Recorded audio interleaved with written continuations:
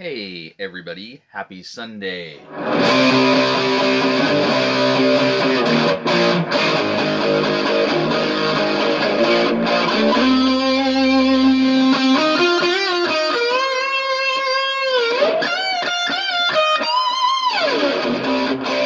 Hey, how's it going?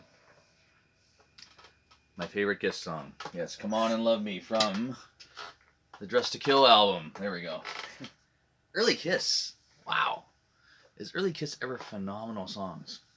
Just go back and listen to Dress to Kill, Higher Than Hell, and the first album. The first album is amazing. Come out and see my band, Threesome, this Friday night, and you will see some old Kiss. I'd do all old Kiss. I would do all old Kiss as a show. Anybody in on that? Anybody come to see that? Anybody want to play that with me? I know two guys who want to play that with me. Anyways, how's everybody doing out there? Happy Sunday. Another show. I'm early morning again because things are semi back to normal. We got a bunch of couple big things. Sorry, can't speak as usual.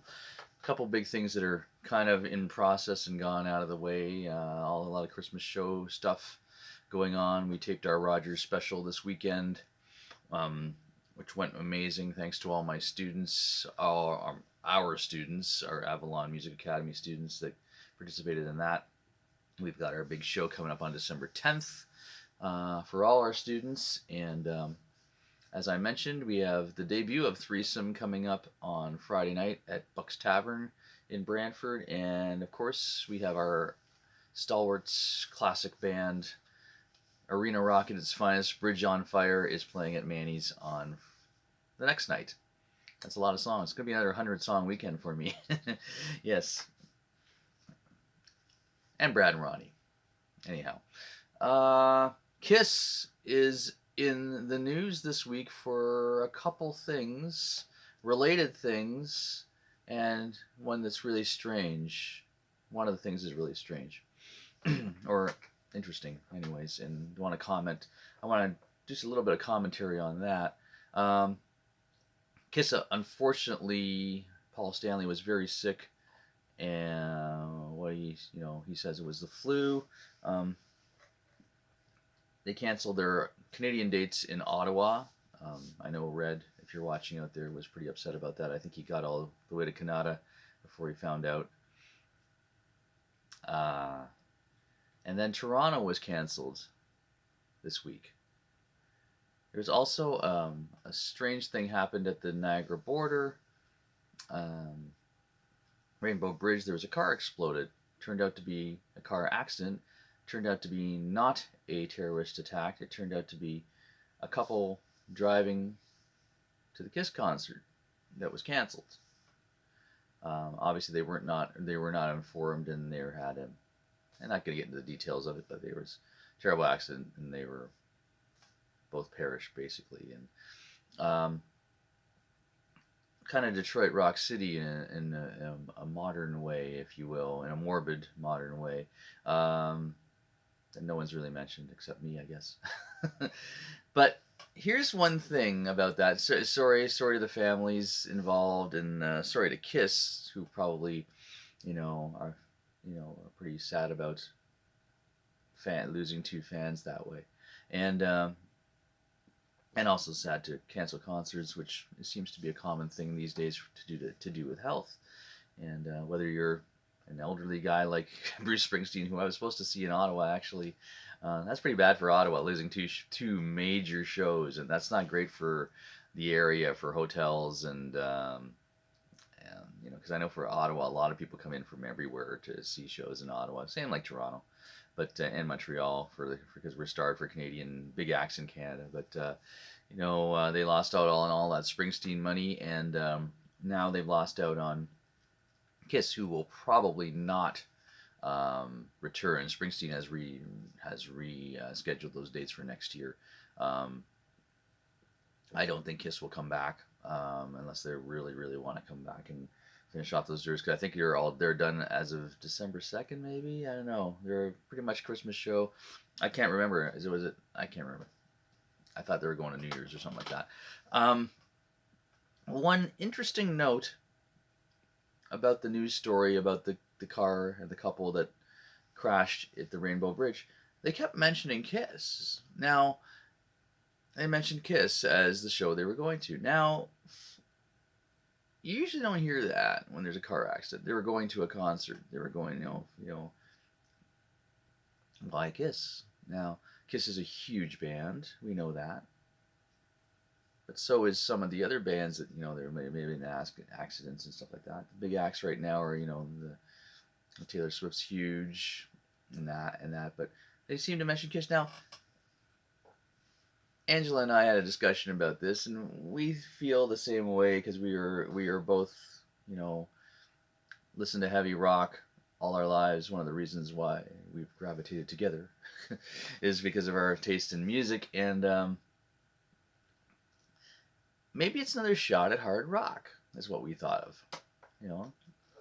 Kiss has always been chewed down as, maybe they're not playing, not a real band. The image, Kiss rock, hard in the world of hard rock, and in the world of music, it's polarized. Either you love Kiss or you can't stand Kiss. Very polarizing. It's kind of like David Lee Roth and Sammy fans from Van Halen. It's that kind of thing.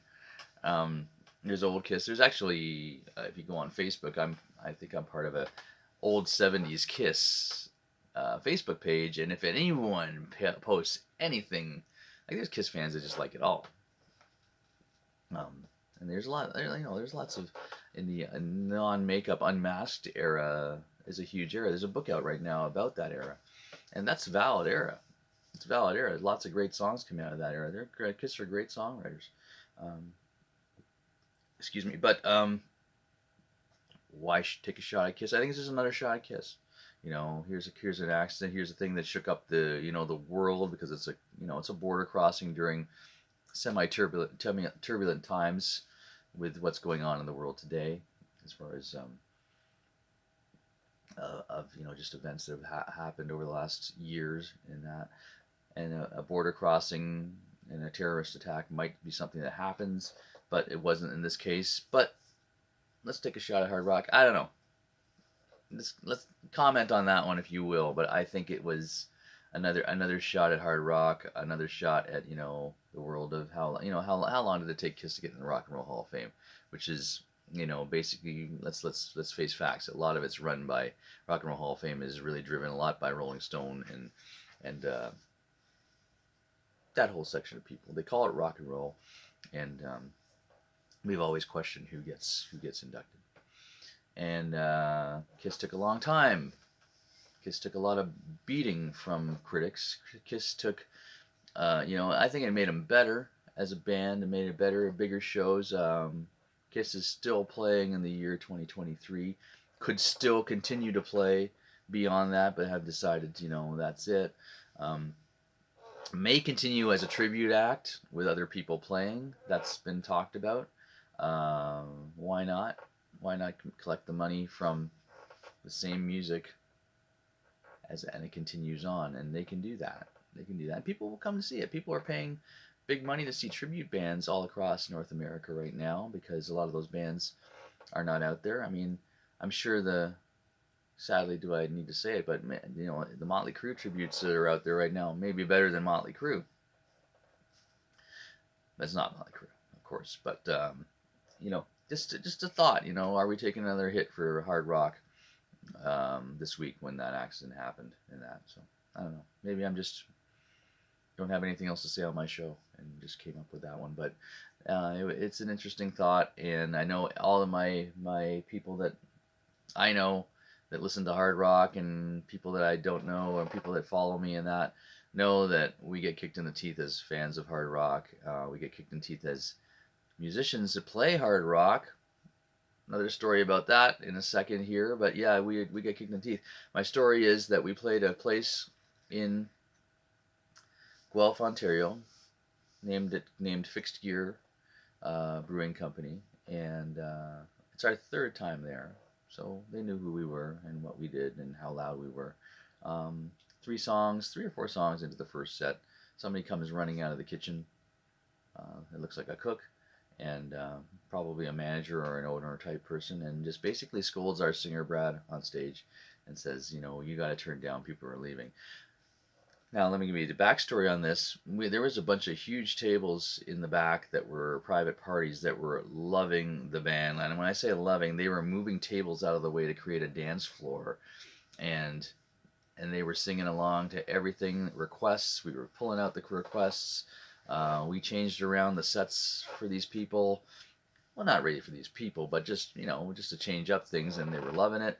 And we'll never be back there because they don't want us back anymore. And sadly, if anyone's watching this that was at that show that decided to start following and maybe did a little bit of deeping, because we handed out a lot of business cards this show because people were loving it. And if anyone's doing any deep diving and, you know, is watching the show that was at that show, we're sorry.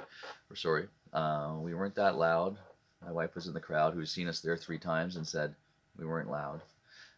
We're loud. The music in general is loud, and like our keyboard player Bruce said, how come a DJ can be obnoxiously loud, and when a band plays in a bar, it has to be conversation level. You have to hear everything. You have to hear talking, even if it's a hard rock band. Um, don't know. Bruce thinks to say. I can't speak. Bruce seems to say that if you're asked to turn down, it's code for you don't play any Tragically Hip. We're punishing you. Think about that one. Nice chord, eh? Anyhow, I turned my amp off. Anyhow, Kiss is amazing. Kiss is incredible. Kiss is back out. I believe Paul Stanley is better now and is playing. So anyways, I urge you to comment on this one because it's an interesting one to talk about. Anyhow, happy Sunday. Have a great one. Come see my 2 bands, which are the same players, sort of.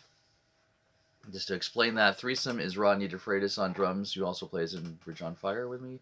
Myself, who also plays in Bridge on Fire. And Brad, who is our lead singer in Bridge on Fire, who also plays bass, is playing bass and lead vocals duties in our Threesome trio band of sorts. And then we'll be back at Manny's to kick your butt with all the heaviest songs that we put a heavier set list together for Manny's. So we'll be there. It's our second last show of 2023 for Bridge on Fire. We have one more show on December 16th in Port Dover, and then we're taking a break till January to enjoy the festivities of Christmas. And Rodney's going down to Florida. And sorry, I'm saying all this private stuff. Closed audience here. Anyways, guys, take it easy. The coffee's cold, but take it easy. Have a good one. Have a great week. Happy December coming up. Take it easy. Bye-bye.